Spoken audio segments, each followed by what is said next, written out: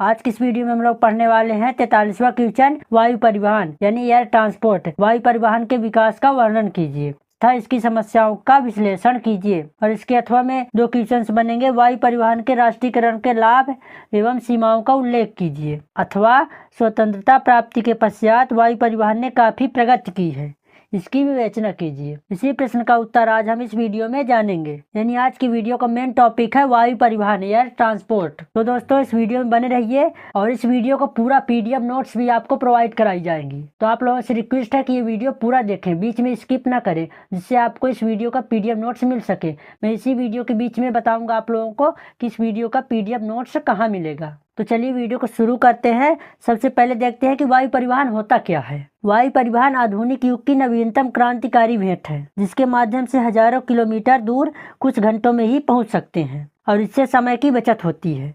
भौगोलिक कठिनाइयों पर विजय भी पा सकते हैं और अपर्याप्त स्थानों की खोज कर सकते हैं। यानी जिन स्थानों का खोज करना असंभव है उसका भी पता हम वायु परिवहन के माध्यम से लगा सकते हैं और अकाल से अपने आप को बचा सकते हैं।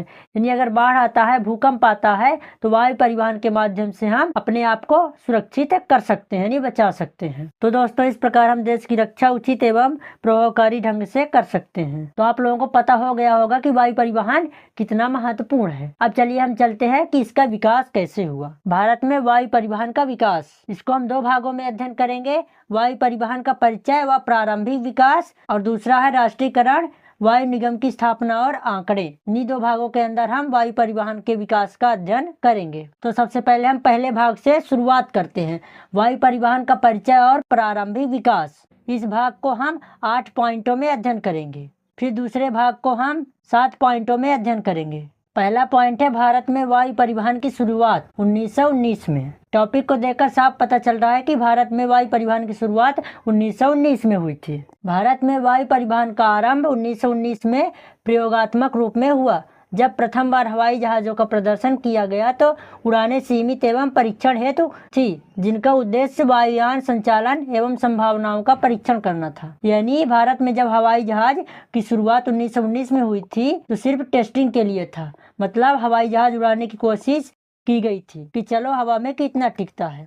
उस समय आम जनता के लिए हवाई जहाज नहीं था, न कोई हवाई अड्डे बने थे। यद्यपि इन उड़ानों का व्यावसायिक या सार्वजनिक उपयोग नहीं था, परंतु इसी अवधि में भारत में वायु परिवहन के आधारभूत ढांचे के विकास की नींव पड़ी। यह कालखंड वायु परिवहन के प्रारंभिक परीक्षण एवं अनुभव संग्रह का युग कहा जाता है या कहा जा सकता है। यानी जब हवाई जहाज की शुरुआत हुई थी तो उस समय न कोई हवाई अड्डा था, न कोई स्थान था। सिर्फ कुछ अंग्रेज यानी बड़े बड़े रईस लोग इसे हवा में उड़ाकर देख रहे थे कि कैसे काम करता है। कोई टिकट खरीद के यात्रा नहीं कर सकता था। उस समय लोग जहाज को आसमान में उड़ता देख ही खुश हो जाते थे। फिर उसके बाद 1927 में सिविल एविएशन विभाग की स्थापना की गई। यानी भारत में वायु परिवहन के व्यवस्थित विकास एवं संचालन हेतु सन 1927 में सिविल एविएशन विभाग की स्थापना की गई। इस विभाग का प्रमुख उद्देश्य वायु परिवहन संबंधी नीति निर्माण, वायुयान संचालन की निगरानी एवं हवाई अड्डों के निर्माण एवं प्रबंधक का नागरिक उड़ान की समग्र व्यवस्था को सुनियोजित करना था। यानी हम जब हवाई जहाज उड़ा रहे थे लेकिन उनको देखने या चलाने के लिए कोई सरकारी विभाग नहीं था, तो 1927 में सरकार ने कहा भाई ये हवाई जहाज का काम बड़ा होने वाला है, इसको संभालने के लिए अलग अलग विभाग बनाओ। इसलिए सिविल एविएशन विभाग बनाया गया। इस विभाग का क्या काम था कि हवाई जहाजों की उड़ान पर नजर रखना, हवाई अड्डे बनवाना और उनकी देखरेख करना, और जो भी हवाई यात्रा के निगम कानून बनते हैं वो तय करना। यानी अब हवाई जहाज के लिए एक प्रॉपर सिस्टम आ गया जो आगे वायु परिवहन के विकास की नींव बना। फिर 1929 में इंडियन नेशनल एयरवेज की स्थापना की गई। भारत में वायु परिवहन सेवाओं का व्यावसायिक विकास की दिशा में सन 1929 में एक महत्वपूर्ण कदम उठाया गया, जब इंडियन नेशनल एयरवेज नामक प्रथम निजी वायु सेवा कंपनी की स्थापना की गई। इस कंपनी ने डाक परिवहन तथा सीमित पैमाने पर यात्री सेवाएं प्रदान की। इंडियन नेशनल एयरवेज की स्थापना ने भारत में वाणिज्य वायु परिवहन की आधारशिला रखी और वायु सेवाओं के संस्थागत विकास को दिशा दी। यद्यपि प्रारंभिक वर्षों में इसकी सेवाएं सीमित थी, परंतु यह वायु परिवहन के क्षेत्र में भारत की पहली व्यावसायिक पहल थी। यानी अब तक भारत में जहाज तो उड़ रहे थे, लेकिन कोई ऐसी कंपनी नहीं थी जो लोगों को टिकट बेचकर सफर कराए। तो 1929 में पहली बार इंडियन नेशनल एयरवेज नामक की कंपनी बनाई गई, जिसे पैसेंजर और डाक चिट्ठी दोनों चीजों को ले जाने और आने का काम शुरू किया गया। यानी अब ये हुआ कि लोगों को टिकट खरीदकर हवाई जहाज में बैठने का मौका मिलने लगा। यह कंपनी शुरू सिर्फ सीमित उड़ानें चलाती थी, क्योंकि उस समय एयरपोर्ट भी कम थे और जहाज भी थोड़े थे। लेकिन यही इंडियन नेशनल एयरवेज आगे चलकर भारत में वायु परिवहन की नींव बनी थी। अब अगला आता है 1932 में टाटा एयरलाइंस की स्थापना की गई थी। किसके द्वारा? JRD टाटा के द्वारा। सन 1932 में भारत के सुप्रसिद्ध उद्योगपति जहांगीर रतन जी दादा भाई टाटा ने टाटा एयरलाइंस की स्थापना की। यह भारत के प्रथम निजी एवं वाणिज्य वायुसेना थी, जिसने नियमित यात्री व डाक परिवहन सेवाओं का शुभारंभ किया। भारत में टाटा एयरलाइंस की कराची से बम्बई होते हुए मद्रास तक हवाई डाक सेवा प्रारंभ की। JRD टाटा स्वयं विमान चालक के रूप में इस उड़ान को संचालित करते थे। टाटा एयरलाइंस की स्थापना ने भारत के वाणिज्य वायु परिवहन के क्षेत्र में एक नई दिशा प्रदान की, जिसके बाद वायुसेना का तेज गति से विकास हुआ। यानी अब तक जो हवाई सेवा थी बस थोड़ी बहुत थी, कोई भी ठोस कंपनी नहीं थी जो आम जनता के लिए टिकट बेचकर रोज उड़ान भरती हो, रोज उड़ान भरती हो। फिर 1932 में JR टाटा जी ने टाटा एयरलाइंस नामक एक भारत में पहली बार निजी वायु सेवा शुरू की। सबसे मजेदार बात यह है कि जब पहली बार हवाई जहाज उड़ाया गया तो JRD खुद पायलट बनकर कराची से मुंबई होते हुए चेन्नई तक डाक थोड़े बहुत सवारी लेकर गए थे और टाटा एयरलाइंस ने हवाई सफर को व्यवस्थित किया। और पहली बार ऐसा हुआ कि आम आदमी टिकट लेकर जहाज में बैठ सकता था। यही टाटा एयरलाइंस आगे जाकर एयर इंडिया बनी। अब आता है 1933 में इंडियन ट्रांस कॉन्टिनेंटल एयरवेज की स्थापना। सन 1933 में भारत में वायु परिवहन क्षेत्र में एक और महत्वपूर्ण विकास हुआ, जब इंडियन ट्रांस कॉन्टिनेंटल एयरवेज नामक वायुसेना कंपनी की स्थापना की गई। इस कंपनी के प्रमुख रूप से डाक परिवहन एवं सीमित स्तर पर यात्री परिवहन सेवाएं प्रदान की गई। इंडियन ट्रांस कॉन्टिनेंटल एयरवेज का उद्देश्य विभिन्न शहरों एवं राज्यों के मध्य वायु मार्गों को विकसित कर संचार एवं व्यापारिक गतिविधियों को सुगम बनाना था। और इस कंपनी की स्थापना ने भारत में वायु परिवहन के विस्तार एवं प्रतिस्पर्धा के गति दी, एक संगठित वाणिज्य वायुसेना नेटवर्क की ओर अग्रसर किया। इसको अपनी भाषा में समझिए। अब तक भारत में टाटा एयरलाइन तो आ चुकी थी, लेकिन भारत में कई कंपनियां इस बिजनेस में उतरने लगी। 1933 में इंडियन ट्रांस कॉन्टिनेंटल एयरवेज नामक एक कंपनी बनी। इसका काम था चिट्ठी पत्री यानी मेल पहुंचाना और कुछ चुनिंदा यात्रियों को हवाई जहाज से एक शहर से दूसरे शहर तक पहुंचाना। और इस कंपनी ने भारत के अलग अलग हिस्सों में हवाई रूट जोड़ने का काम शुरू किया, जिससे व्यापार करना, चिट्ठियां भेजना और सफर करना थोड़ा आसान हुआ। इससे वायु परिवहन में प्रतियोगिता भी शुरू हो गई। कंपनियां एक दूसरे से बेहतर सेवा देने लगी। ये पॉइंट भी आपको समझ में आ गया होगा। फिर हम आगे बढ़ते हैं। द्वितीय विश्व युद्ध का प्रभाव 1939 व 1945 में। द्वितीय विश्व युद्ध का प्रभाव 1939 और 1945 के बीच पड़ा। सन 1939 से 1945 तक चलने वाले द्वितीय विश्व युद्ध का भारतीय वायु परिवहन पर अत्यंत प्रतिकूल प्रभाव पड़ा। युद्धकालीन परिस्थितियों में वायुयान सेवाओं का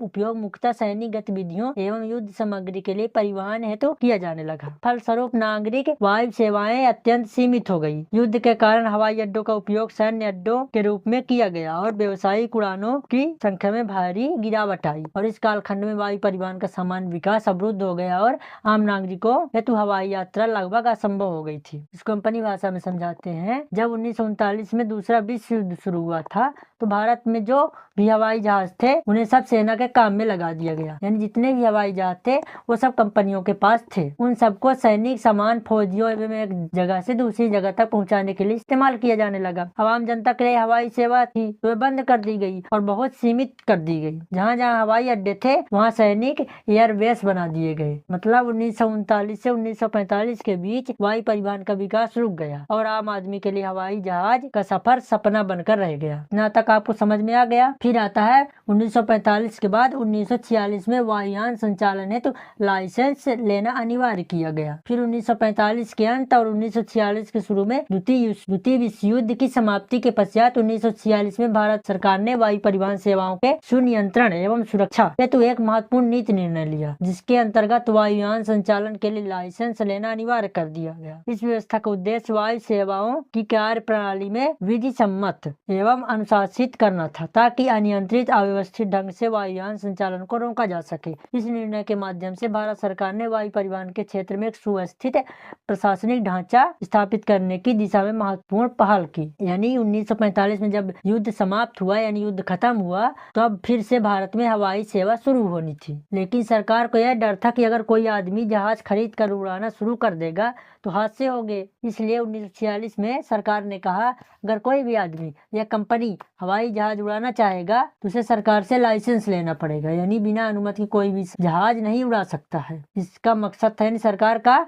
मकसद यह था कि हवाई सेवाएं सही तरीके से सुरक्षित नियम एवं दायरे में चले। ये कानून वायु परिवहन की सही दिशा को ले जाने के लिए बहुत जरूरी था। ठीक, अब हम देखेंगे इसका दूसरा भाग, राष्ट्रीयकरण वायु निगम की स्थापना और आंकड़े के अंतर्गत हम 4 पॉइंटों का अध्ययन करेंगे। पहला है 1947 में एयर ट्रांसपोर्ट लाइसेंस बोर्ड की स्थापना। फिर दूसरा है 1953 में वायु परिवहन का राष्ट्रीयकरण। ये प्रश्न एग्जाम में हर बार पूछा जाता है कि इनमें वायु परिवहन का राष्ट्रीयकरण कब किया गया था, तो दोस्तों इसको अच्छे से ध्यान से पढ़ना है। फिर तीसरा पॉइंट है 1981 में पूर्ण सरकारीकरण और 1990 में निजीकरण की पुनः अनुमति। फिर चौथा पॉइंट है वर्तमान में भारत में वायु परिवहन की स्थिति। तो इन चारों पॉइंटों को आगे हम विस्तार से डिस्कस करेंगे। तो 1947 में एयर ट्रांसपोर्ट लाइसेंस बोर्ड की स्थापना, यानी 1947 में एयर ट्रांसपोर्ट लाइसेंस बोर्ड की स्थापना की गई। भारत की स्वतंत्रता के पश्चात वायु परिवहन क्षेत्र के नियमन एवं नियंत्रण के लिए सन 1947 में भारत सरकार द्वारा एयर ट्रांसपोर्ट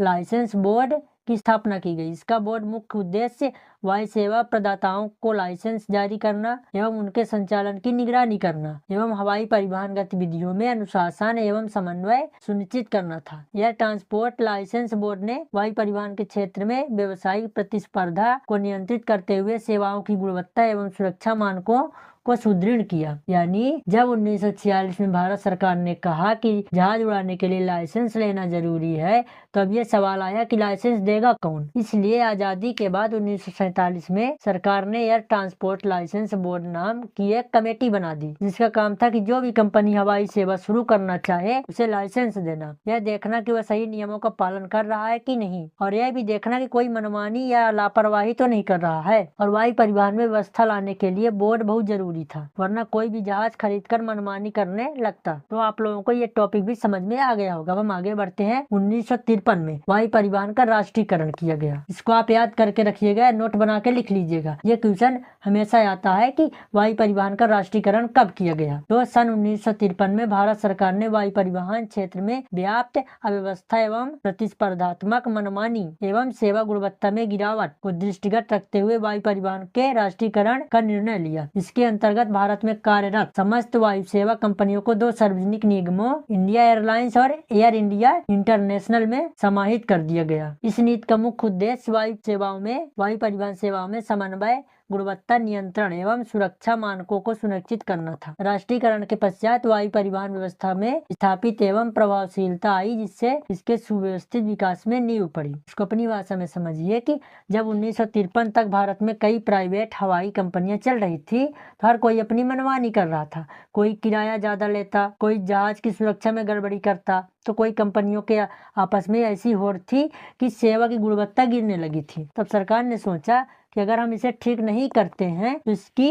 गुणवत्ता में भी कमी आएगी और वायु सेवा का नुकसान भी हो जाएगा। इसलिए 1953 में सरकार ने वायु परिवहन का राष्ट्रीयकरण कर दिया। कभी कभी क्वेश्चन आता है कि वायु परिवहन का राष्ट्रीयकरण कब किया गया था, तो वायु परिवहन का राष्ट्रीयकरण 1953 में किया गया था। ये बात आपको ध्यान रखना है। यानी सारी प्राइवेट कंपनियों को मिलाकर 2 सरकारी कंपनियां बना दी गई। वो कंपनी कौन कौन सी थी? इंडियन एयरलाइन जो देश के अंदर उड़ान भरेगी, फिर दूसरा है एयर इंडियन इंटरनेशनल जो विदेशों में उड़ान भरेगी। अब हवाई सेवा सरकार के नियंत्रण में आ गई और व्यवस्था सुधरने लगी। फिर आता है अगला 1981 में पूर्ण सरकारीकरण और 1990 के बाद निजीकरण की पुनः अनुमति। अब इसको पढ़िए। सन 1981 में भारत सरकार ने वायु परिवहन क्षेत्र का पूर्ण सरकारीकरण कर दिया। इसके अंतर्गत वायु सेवा के संचालन, प्रबंधन, नियमन संबंधी समस्त अधिकार प्रत्यक्ष रूप से सरकार के अधीन कर दिए गए और इसका उद्देश्य वायु सेवाओं में एक रूपता, सेवा की गुणवत्ता एवं सुरक्षा सुरक्षा मानकों को सुनिश्चित करना था। किंतु 1990 के पश्चात आर्थिक उदारीकरण और नीतियों के तहत भारत सरकार ने वायु परिवहन क्षेत्र में पुनः निजी कंपनियों के प्रवेश की अनुमति प्रदान की। इससे प्रतिस्पर्धा का पुनः प्रारंभ हुआ और सेवाओं में नवाचार की गति बढ़ी और उपभोक्ताओं को बेहतर सेवाएं सुलभ होने लगी। अब आप इसको अपनी भाषा में समझिए। 1981 तक सरकार के हाथ में हवाई सेवा तो आ गई थी। अब सरकार ने तय किया कि